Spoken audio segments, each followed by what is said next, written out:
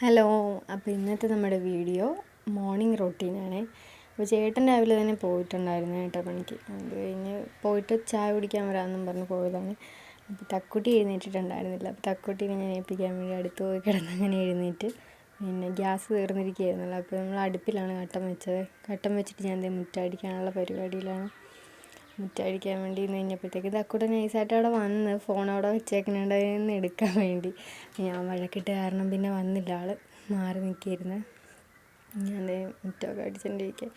അപ്പോൾ ആ നൈറ്റിക്ക് ചെറുതായിട്ട് നിഴലടിക്കുന്നുണ്ട്. പക്ഷേ ആരും തെറ്റിദ്ധരിക്കണ്ട, ഞാൻ അടിയിൽ പാൻ്റൊക്കെ ഇട്ടിട്ടുണ്ട്. അപ്പോൾ അത് വെയിലത്ത് നിൽക്കുമ്പോൾ അങ്ങനെ നിഴലടിക്കുക. നൈറ്റി കനം കുറവാണ്, അത് കാരണമാണ് അങ്ങനെ തോന്നുന്നത്. ഒന്നും വിചാരിക്കില്ലേ. അത് മുറ്റയൊക്കെ അടിച്ചപ്പോൾ ഞാൻ കുറച്ച് ലെങ്ത് ഉണ്ടായിരുന്നു. ക്യാമറ ഫോൺ അങ്ങനെ വെച്ചിട്ട് എടുക്കുമ്പോൾ കുറേ ലെങ്ത് ഉണ്ടാവുമല്ലോ. ഞാനത് ഷോട്ട് ചെയ്ത് സ്പീഡ് കുറച്ച് അങ്ങനെ സ്പീഡ് കൂട്ടിയിട്ട് കാരണമാണ് അത്രയും സ്പീഡിൽ അടിക്കണമെന്ന് തോന്നി.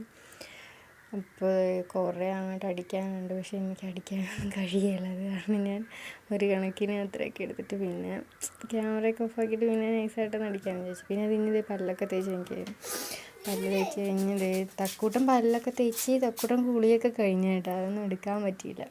അപ്പോൾ ചേട്ടൻ വന്നിട്ടുണ്ടായിരുന്നു. അപ്പം ചേട്ടൻ്റെ കൂടെ തന്നെ കുളിച്ചിട്ടുണ്ടായിരുന്നേ.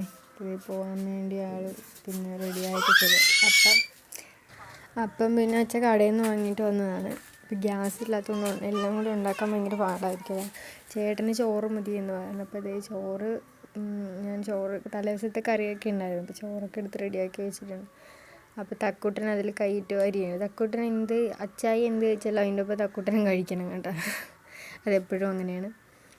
ഞാൻ ചോറ് കഴിച്ചതിൻ്റെ ബാക്കി എടുത്തുകൊണ്ട് പോകുന്നത് താഴത്തിട്ട് പിന്നെ വഴക്കിട്ടാളെ അത് പപ്പിക്ക് കൊടുക്കാമെന്നും പറഞ്ഞ് കൊണ്ടുപോയാണ്.